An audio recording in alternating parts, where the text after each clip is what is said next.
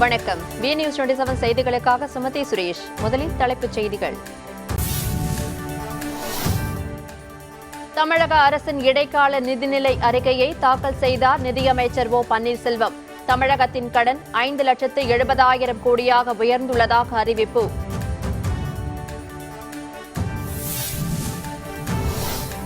தமிழகத்திற்கு வழங்க வேண்டிய பல்வேறு நிதியை விடுவிக்கவில்லை. இடைக்கால பட்ஜெட் உரையில் மத்திய அரசு மீது ஓ பன்னீர்செல்வம் குற்றச்சாட்டு.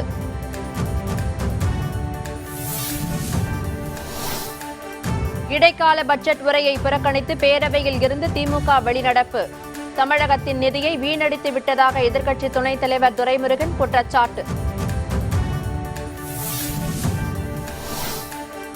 பிறக்கும் குழந்தையின் தலையில் கூட 62,000 ரூபாய் கடனை சுமத்தி விட்டுச் செல்கிறது அதிமுக அரசு. தமிழக மக்களுக்கு நீங்காத நிதி நெருக்கடியை உருவாக்கிவிட்டதாக திமுக தலைவர் மு க ஸ்டாலின் கண்டனம். தமிழகத்தில் தொடங்கப்பட்ட காவிரி வைகை குண்டாறு நதிகளை இணைக்கும் திட்டத்திற்கு கர்நாடகத்தில் கடும் எதிர்ப்பு. காவிரி உபரி நீரை தமிழகம் பயன்படுத்திக் கொள்ள கர்நாடக அரசு அனுமதி அளிக்காது என Yediyurappa திட்டவட்டம்.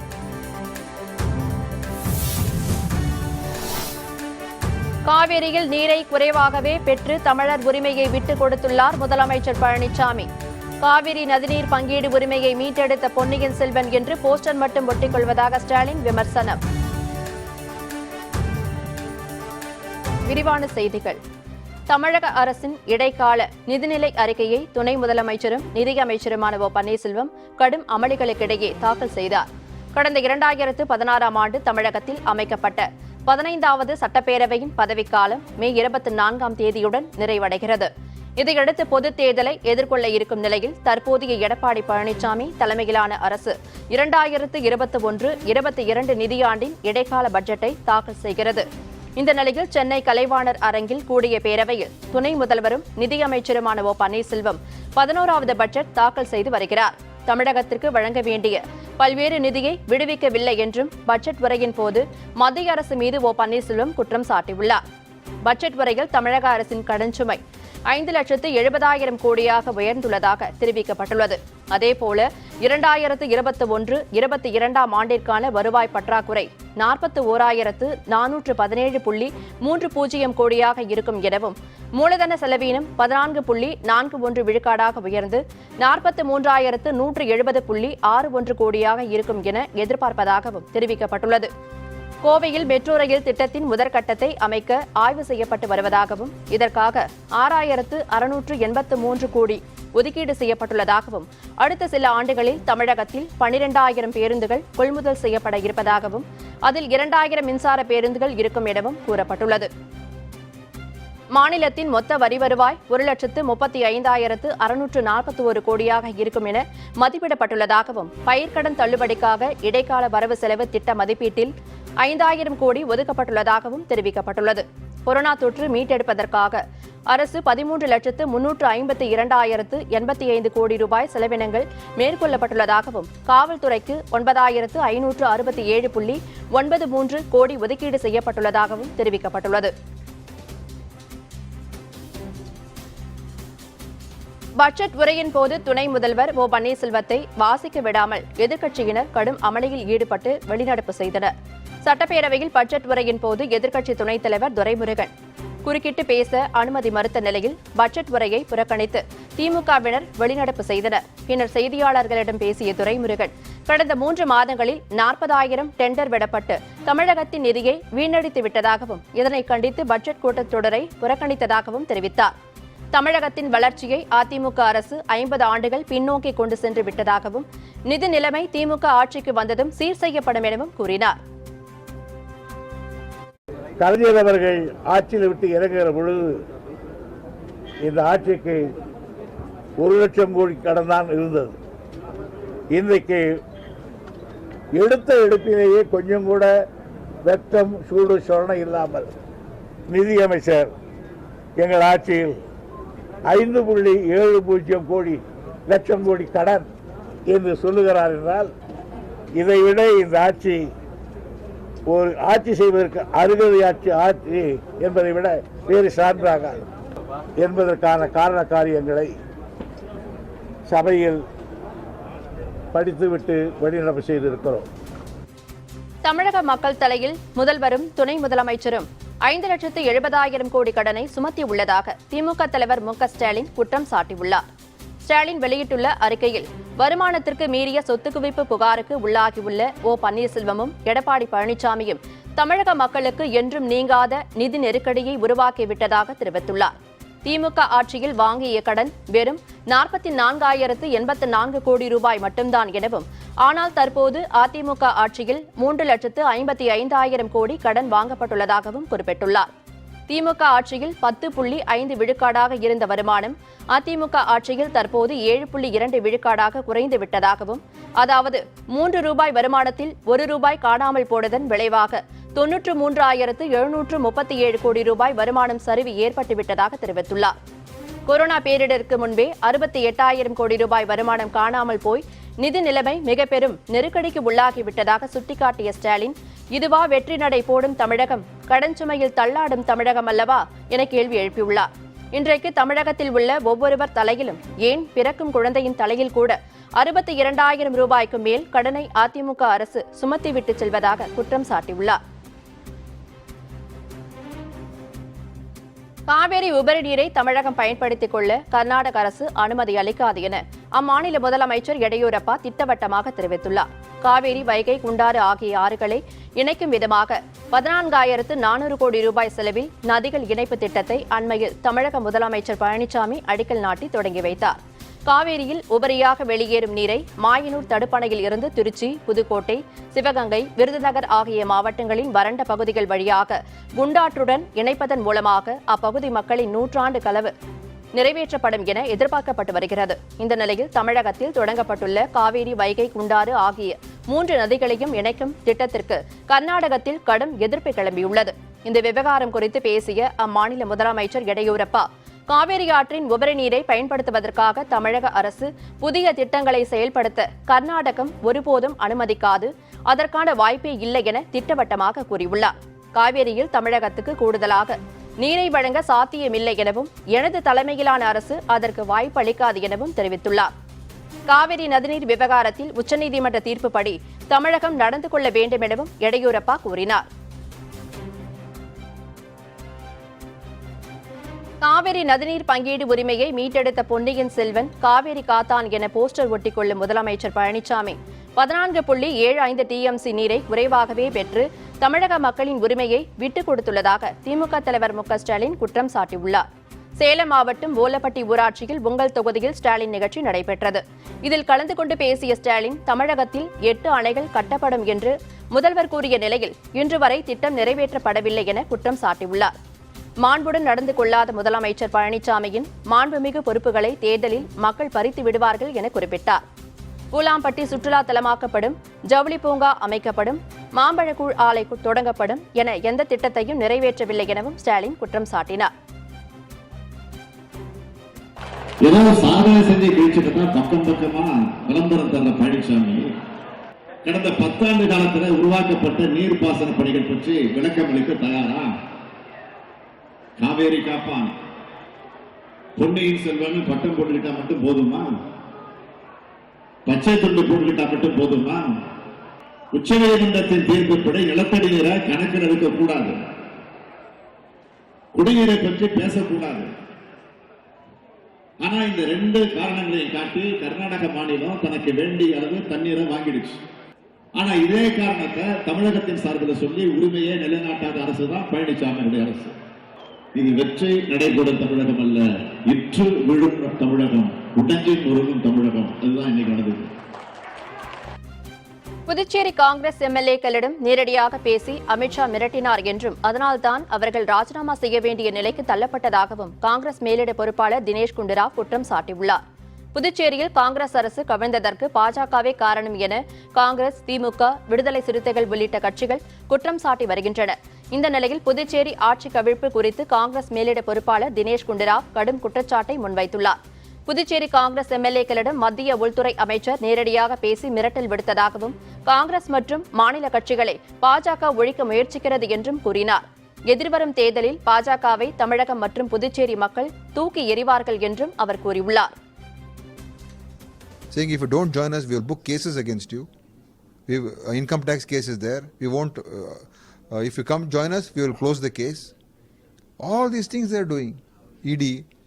So is this the way to do in democracy? Go to people. If people will support you, get elected. But everywhere in India today, in Karnataka, Madhya Pradesh, in Goa, northeastern states, they tried in Rajasthan. Now in West Bengal doing the same thing. What is this? This is not democracy. This is mafia. So I would say the BJP under Mr. Modi and Mr. Shah is doing mafia raj in this country. Now everybody knows the truth. Why will they go? So many of them for 5 years after having been here. Some of them have been ministers with the best portfolio possible. Number 2 position. Why will he go? And what about MLAs? See, I know for a fact that Mr. Amit Shah himself has operated all these things. சாமியார் பாபா ராம்தேவின் கொரோனில் மருந்தை மக்களுக்கு செலுத்த அனுமதி கொடுத்தது யார் என்று இந்திய மருத்துவர்கள் கூட்டமைப்பு கேள்வி எழுப்பியுள்ளது. கொரோனா பரவல் உச்சத்தில் இருந்தபோது சாமியார் ராம்தேவின் பதஞ்சலி நிறுவனம் கொரோனில் என்ற ஆயுர்வேத மருந்தை அறிமுகம் செய்தது. எதிர்ப்புகள் வலுத்ததை அடுத்து ஆயுஷ் அமைச்சகம் சாமியார் ராம்தேவின் கொரோனில் மருந்திற்கு ஒப்புதல் கொடுப்பதை நிறுத்தியது. இந்த நிலையில் சாமியார் ராம்தேவ் மீண்டும் கொரோனாவை 100% குணப்படுத்தும் என கூறி கொரோனில் மருந்தை அறிமுகம் செய்துள்ளார். அறிவியல் பூர்வமாக நிரூபிக்கப்படாத மருந்தின் அறிமுக விழாவில் மத்திய அமைச்சர்கள் ஹர்ஷ்வர்தன், நிதின் கட்கரி ஆகியோர் கலந்து கொண்டனர். இதற்கு இந்திய மருத்துவர்கள் கூட்டமைப்பு கண்டனம் தெரிவித்துள்ளது. இதுகுறித்து பேசிய அக்கூட்டமைப்பின் தலைவர் டாக்டர் ஜெயலால், ஒரு நாட்டின் சுகாதார அமைச்சர் அறிவியல் ரீதியாக நிரூபிக்கப்படாத ஒரு மருந்தை எப்படி தவறாக பரிந்துரைக்கலாம் எனவும், இட்டுக்கட்டப்பட்ட ஒரு மருந்தை இந்திய மக்கள் மீது திணிப்பதா எனவும் கேள்வி எழுப்பினார். ஒரு பொருள் நேர்மையானதா நல்லதா என்று அறிவியல் பூர்வமாக நிரூபிக்கப்படாத போது அதை பயன்படுத்த அனுமதியளிப்பது அறம்தானா? ஒரு ஏகபோக கார்ப்பரேட் நிறுவனத்தின் தரம் நிரூபிக்கப்படாத மருந்தை மார்க்கெட் லாபம் என்ற பெயரில் விற்பனை செய்யலாமா என்றும் காட்டமாக கேள்வி எழுப்பியுள்ளார். மீன்வளத்துறையில் 25 கோடி ரூபாய் அளவுக்கு ஊழல் செய்துள்ளதாக அமைச்சர் ஜெயக்குமார் மீது திமுக சார்பில் புகார் அளிக்கப்பட்டுள்ளது. சென்னை ஆலந்தூரில் உள்ள தமிழ்நாடு லஞ்ச ஒழிப்புத்துறை தலைமை இயக்குநரிடம் திமுக எம்எல்ஏ அப்பாவு அமைச்சர் மீது லஞ்ச ஒழிப்பு புகார் அளித்தார். பின்னர் செய்தியாளர்களிடம் பேசிய அவர், உபரி கடற்கரை கிராமத்தில் தூண்டில் வலை அமைக்கும் திட்டத்தில் 65 கோடி நிதியில் 25 கோடி பணத்தை அமைச்சர் ஜெயக்குமார் கொள்ளையடித்து விட்டதாக குற்றம் சாட்டினார். இதுகுறித்து பலமுறை அதிகாரிகளிடம் முறையிட்டும் எந்த நடவடிக்கையும் எடுக்காததால் லஞ்ச ஒழிப்புத்துறை இயக்குநரை சந்தித்து புகார் மனு அளித்துள்ளதாக தெரிவித்தார். கடற்கரையில் இருந்து 320 மீட்டர் நீளத்திற்கு கடலுள் கல் போட வேண்டும். ஆனால் நம்முடைய மாண்புமிகு மீன்வளத்துறை அமைச்சர் கடற்கரையில் இருந்து 320 மீட்டர் நீளத்திற்கு போடாமல் 270 மீட்டர் போட்டார்கள். அதற்கு 270 மீட்டருக்கு மேல் உள்ள பகுதி ஆழ்கடல், அதிகமான கல் தேவைப்படும்.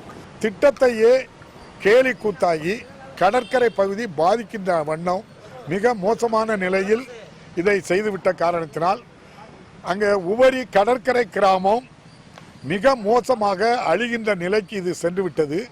பல கோடி ரூபாய், 63 கோடி ரூபாயில் 25 கோடி ரூபாய்க்கு மேல் பணத்தை கொள்ளையடித்து விட்டார்கள். யானைகளை சித்திரவதை செய்யும் நபர்கள் மீது கடும் நடவடிக்கை எடுக்க வேண்டும் எனவும், இவர்களுக்கு கருணை காட்ட முடியாது எனவும் உயர்நீதிமன்றம் திட்டவட்டமாக கூறியுள்ளது. ஸ்ரீரங்கத்தில் உள்ள ஆண்டாள் மற்றும் லட்சுமி யானைகளை பராமரித்து வந்த பாகன்கள் ஸ்ரீதரன், வெங்கடேசன் ஆகியோர் முறையான காரணங்கள் இல்லாமல் வெளியேற்றப்பட்டதாக கூறி ஸ்ரீரங்கத்தை சேர்ந்த ரங்கராஜன் நரசிம்மன் என்பவர் வழக்கு தாக்கல் செய்திருந்தார். இந்த வழக்கு தலைமை நீதிபதி சஞ்சீவ் பானர்ஜி மற்றும் செந்தில்குமார் ராமமூர்த்தி அடங்கிய அமர்வில் விசாரணைக்கு வந்தது. அப்போது மேட்டுப்பாளையம் முகாமில் ஸ்ரீவில்லிபுத்தூர் கோயில் யானைகள் சித்திரவதைப்படுத்தப்பட்ட சம்பவத்தை சுட்டிக்காட்டிய தலைமை நீதிபதி, இதுபோன்று யானைகளை சித்திரவதை செய்யும் நபர்கள் மீது கடும் நடவடிக்கை எடுக்க வேண்டும் எனவும், இவர்களுக்கு கருணை காட்ட முடியாது எனவும் தெரிவித்தார். விலங்குகளிடம் கருணை காட்டாத ஒருவனுக்கு நாமும் கருணை காட்டக்கூடாது என தெரிவித்த நீதிபதிகள், தனியாரால் வளர்க்கப்படும் யானைகள் கண்காணிக்கப்பட வேண்டும் என உத்தரவிட்டனர். கடந்த 10 ஆண்டுகள் அதிமுக ஆட்சியில் சட்டம் ஒழுங்கு பிரச்சினை துளியளவு கூட ஏற்படவில்லை எனவும், மக்கள் அனைவரும் நிம்மதியாக வாழ்ந்ததாகவும் செய்தி மற்றும் விளம்பரத்துறை அமைச்சர் கடம்பூர் ராஜு விளக்கம் அளித்துள்ளார். தூத்துக்குடி மாவட்டம் கோவில்பட்டியில் செய்தியாளர்களிடம் பேசிய அவர், மு.க. ஸ்டாலின் இயங்கவில்லை, இயக்கப்படுகிறார் எனவும், பிரச்சாரம் செய்யும் எல்லா ஊர்களிலும் ஒரே மாதிரி செட்டிங் போட்டு நாடகம் நடத்துவதாகவும் விமர்சித்தார். தொடர்ந்து பேசிய அமைச்சர், இன்றைய கால சூழ்நிலையில் ஓடிடியை தவிர்க்க முடியாது எனவும், இதனை கட்டுப்படுத்துவதென்பது அரசின் கையில் இல்லை எனவும் கூறினார். நாட்டில் எல்லாரும் நிம்மதியாக வாழ்கின்றார்கள். ஸ்டாலின் ஒருவர் தான் நிம்மதியாக வாழவில்லை. அவர் ஒருவர் தான் ஆட்சிக்கு வர முடியவில்லை, முதலமைச்சர் பதவிக்கு வர முடியல என்ற நிம்மதி அவருக்கு இல்லை. அதனால் அவர் மற்றவர்களை பற்றி சொல்கிறார். மக்கள் முழுமையாக அவர் திமுக ஆட்சியை போல் இங்கே சட்டம் ஒழுங்கு கிடவில்லை. என்ன பிரச்சாரத்தில் நாடக செட்டிங் போட்டு ஒரே மாதிரி எந்த ஊருக்கு போனாலும் செட்டிங்கை கூட மாற்ற மாட்டேங்கிறார் பாவம். அது என்ன அவர் அவர் இயக்கப்படுகிறார், அவர் இயங்கலை. ஆனால் முதலமைச்சர் அப்படி இல்லை, யதார்த்தமாக பிரச்சாரத்தை பேசுகிறார். அந்த ஊரில் என்ன பிரச்சனை, அந்த மக்களுக்கு என்ன பிரச்சனைங்கிறது அங்கே உள்ள இளமையை பார்த்து யதார்த்தமாக பேசுகிறார். ஆனால் அவருடைய பிரச்சாரம் திட்டமிட்டு பிரசாந்த் கிஷோர் அவங்களால திட்டமிட்டு வகுத்து கொடுக்கின்ற அதில் கூட ஒரு ஊருக்கு கூட மாறுதல் செய்ய அவரால் இல்லை. ஏன்னா அவர் இயங்கவில்லை, அவர் இயக்கப்படுகிறார். அவருக்கு எதை பார்த்தாலும் நாடகமாக தெரியும். முதலமைச்சர் EPS என்பதற்கு பதிலாக OPS என கூறி அமைச்சர் செல்லூர் ராஜு தடுமாறி பேசியது பரபரப்பை ஏற்படுத்தியுள்ளது. திருவண்ணாமலையில் நடைபெற்ற திருமண நிகழ்ச்சியில் ஒன்றில் கலந்து கொண்ட அமைச்சர் செல்லூர் ராஜு பின்னர் செய்தியாளர்களிடம் பேசினார். அப்போது சட்டம் ஒழுங்கு பற்றி கேட்டதற்கு ஹிட்லர் ஆட்சியிலும் இப்படித்தான் நடந்தது என கூறி மேற்கோள் காட்டி பதிலளித்தார். சசிகலாவின் அரசியல் பிரவேசம் குறித்து பேச மறுத்த அவர் கொரோனா காலத்தில் சிறந்த முறையில் பணியாற்றினார் முதலமைச்சர் EPS என்பதற்கு பதிலாக முதலமைச்சர் OPS என கூறி பதற்றத்தில் தடுமாறினார். இந்த முதலமைச்சர் கொரோனா காலத்திலே தன் உயிரை பொருட்படுத்தாது நமக்காக வேலை பார்த்தார். ஒவ்வொரு மாவட்டமாக வந்தார். இந்தியாவில் எந்த முதலமைச்சரும் போய் அந்த மாதிரி ஆய்வு பணியை செய்யதில்லை. நம்முடைய முதலமைச்சர் அண்ணன் இவர் மட்டும்தான், நம்முடைய முதலமைச்சர் அண்ணன் இவர் மட்டும்தான், அண்ணன் EPS மட்டும்தான் மாவட்டமாக போய் ஆய்வு பண்ணார், திட்டங்களை தொடங்கி வச்சார். இதை பற்றி இப்ப பேசுறது தகுந்த நேரம். இப்ப இதை மற்ற பேசுறீங்களா? புதுச்சேரியில் காங்கிரஸ் ஆட்சி கவிழ்ந்ததன் மூலம் பாஜகவின் கொள்கை தென் மாநிலத்திலும் வெற்றியை தொடங்கியுள்ளதாக தமிழக பாஜக தலைவர் எல் முருகன் தெரிவித்துள்ளார். மதுரையில் செய்தியாளர்களிடம் பேசிய அவர் தமிழகத்திற்கு ராகுல் காந்தி வந்து சென்றதால் தமிழகத்திலும் காங்கிரஸ் அழிந்து போகும் என்று கூறினார். புதுச்சேரியில் MLA-க்களுக்கு பேரம் பேசவில்லை எனவும் அந்த குற்றச்சாட்டை ஸ்டாலின் நிரூபிக்க வேண்டும் எனவும் எல் முருகன் வலியுறுத்தினார். பாரதத்திலும் இங்கிருக்கின்ற பாண்டிச்சேரியில் இருந்த காங்கிரசும் துடைத்தெறியப்பட்டிருக்கிறது. அந்த காங்கிரசினுடைய முதலமைச்சரனுடைய இயலாமையால் அவருடைய நல்ல ஆட்சி பண்ண முடியாதனால அங்கேயும் அவர்களுக்கு வீழ்ச்சியை ஏற்படுத்தி கொண்டிருக்கிறது. அதனால தான் அவர்களுடைய MLA-க்கள் அவர்களுடைய அமைச்சர்களே பதவியை ராஜினாமா செய்து விட்டிருக்கிறார்கள். அதனால் இன்றைக்கு காங்கிரஸ் அங்கும் இல்லாத சூழ்நிலை இருக்கிறது. இனி இந்தியாவிலே காங்கிரஸ் எங்கும் இல்லை. ஒரு சில இடங்களில் தமிழ்நாட்டில் 1-2 இடத்துல கூட்டணியில் வந்திருக்கிறார்கள். அதுவும் இப்போ ராகுல் காந்தி தமிழ்நாட்டுக்கு வந்திருக்கிறாரு. அது தமிழ்நாட்டுக்கு அவருடைய வந்ததுனால தமிழகத்திலும் காங்கிரஸ் இல்லாத சூழ்நிலை. சீட்டுக்கும் நோட்டுக்கும் தான் அதிமுகவுடன் பாமக கூட்டணி வைத்துள்ளதாகவும் இடஒதுக்கீடு கொள்ளை என்பது வன்னியர்களை ஏமாற்றும் செயல் எனவும் தமிழக வாழ்வுரிமை கட்சித் தலைவர் வேல்முருகன் விமர்சித்துள்ளார். சேலத்தில் செய்தியாளர்களிடம் பேசிய அவர் வன்னிய சமுதாயத்திற்காக போராடி வருவதாக கூறிக்கொண்ட ராமதாஸ், அன்புமணி ராமதாஸ் ஆகியோர் தற்போது போராட்டத்தை கைவிட்டு மௌனம் சாதிப்பது ஏன் என கேள்வி எழுப்பினார். தன்னிடமுள்ள கோடிக்கணக்கான சொத்துக்கள் வன்னியர் அறக்கட்டளைக்கு மாற வாய்ப்பு உள்ளது என்பதை அறிந்து ராமதாஸ் தற்போது இடஒதுக்கீடு போராட்டத்தை கையில் எடுத்துள்ளதாகவும் வன்னிய சமுதாய மக்களின் சொத்துக்களை தன்னுடைய பெயருக்கு மாற்ற திட்டமிட்டுள்ளதாகவும் தெரிவித்தார். உள்ளொதுக்கீட்டு கோரிக்கை வச்சாங்கல்ல, உள்ளொதுக்கீட்டை ஏற்கிறோன்னீங்கல்ல, அந்த உள்ளொதுக்கீட்டு 16%, 5% ஏன் தெளிவுபடுத்தல? ஆக இந்த உள்ளொதுக்கீட்டை பேரமாக வச்சு இன்றைக்கு பாட்டாளி மக்கள் கட்சிக்கான சீட்டுக்கும் நோட்டுக்குமான பேரம் நடந்து கொண்டிருக்கிறது. கூட்டு சேர்ந்து அதிமுக பாமக கூட்டு சேர்ந்து வன்னியர் மக்களை ஏமாற்றி வஞ்சகம் செய்து இந்த தேர்தலில் அறுவடை செய்வதற்கு முயற்சிக்கிறார்கள். அதை ஒருபோதும் வன்னியர் மக்கள் நம்ப மாட்டார்கள். இது தேர்தலுக்கான அரசியல் நாடகம் என்பதை நன்கு உணர்ந்திருக்கிறார்கள். புதுச்சேரியில் அரசியல் அமைப்பை பாஜக கேலி கூத்தாக்கிவிட்டதாக மே 17 இயக்க ஒருங்கிணைப்பாளர் திருமுருகன் காந்தி குற்றம் சாட்டியுள்ளார். நாகப்பட்டினத்தில் செய்தியாளர்களிடம் பேசிய அவர் ஊழலை மறைக்க அதிமுக பாஜகவுக்கு துணை போவதாக விமர்சித்தார். புதுச்சேரியில் பாஜக தங்களது கட்சியின் பிரமுகர் கிரண்பேடியை வைத்து பாஜக நியமன MLA-க்களை திணித்து ஆட்சியை கவிழ்த்ததாகவும் புதுச்சேரி மக்களும் தமிழக மக்களும் விழிப்புடன் இருந்து பாஜகவை புறம்தள்ள வேண்டும் என்றும் கூறினார். புதுச்சேரியில் பாஜகவுக்கு எந்த விதமான ஆதரவும் இல்லாத நிலைதான் இதுவரை இருக்கிறது. அங்கே நியமன MLA-க்களாக பாஜகவை சார்ந்தவரை கொண்டு திணித்தார்கள். இப்பொழுது ஆட்சியை ஜனநாயக விரோதமாக கலைத்திருக்கிறார்கள். இந்த ஆட்சி கலைப்பு என்பது ஜனநாயக விரோதமானது. இப்படியாக மிரட்டுவதன் மூலமாக, பணத்தின் மூலமாக, ஆளுகின்ற மக்களால் தேர்ந்தெடுக்கப்படுகின்ற ஆட்சிகளை எல்லாம் வந்து கலைக்கிற வேலையை இந்த அரசு செய்து கொண்டிருக்கிறது, பாஜக அரசு செய்து கொண்டிருக்கிறது. ஜனநாயகத்தை இவர்கள் கேலிக்கூத்தாக மாற்றிக்கொண்டிருக்கிறார்கள். இப்படிப்பட்ட ஒரு கட்சி ஆட்சிக்கு வருவதை தமிழர்கள் தடுத்தாக வேண்டிய, நிறுத்தியாக வேண்டிய பெரும் பொறுப்பு தமிழகத்தில் இருக்கிறது. ஆகவே தமிழர்கள் விழிப்புணர்வோடு இருந்து இந்த சதிகளை, சூழ்ச்சிகளை முறியடிக்க வேண்டும்னு நான் கேட்கிறோம். ராமநாதபுரத்தில் நெல் பயிரிட்டுள்ள விவசாயிகள் அறுவடை பருவம் வந்ததை அடுத்து அறுவடை பணியில் தீவிரம் காட்டி வருகின்றனர். ராமநாதபுரம் மாவட்டத்தில் 1,32,000 ஹெக்டரில் நெல் சாகுபடி செய்யப்பட்டுள்ளது. அக்டோபர் மாதத்தில் விவசாய பணிகள் துவங்கி ஜனவரி மாதத்தில் அறுவடை நடப்பது வழக்கம். இந்த நிலையில் இந்த ஆண்டு பருவம் தவறி பெய்த மழையால் பெரும்பாலான பகுதிகளில் நெற்பயிர் தண்ணீரில் மூழ்கியது. மீதமுள்ள வயல்களில் முற்றிய நெற்கதிரை அறுவடை செய்யும் பணியில் விவசாயிகள் மும்மரம் காட்டி வருகின்றனர். இத்துடன் வி நியூஸ் 27 செய்திகள் நிறைவடைந்தன. செய்திகளை உடனுக்குடன் தெரிந்து கொள்ள வி நியூஸ் 27 சமூக வலைதள பக்கங்களை பின்தொடருங்கள். வணக்கம்.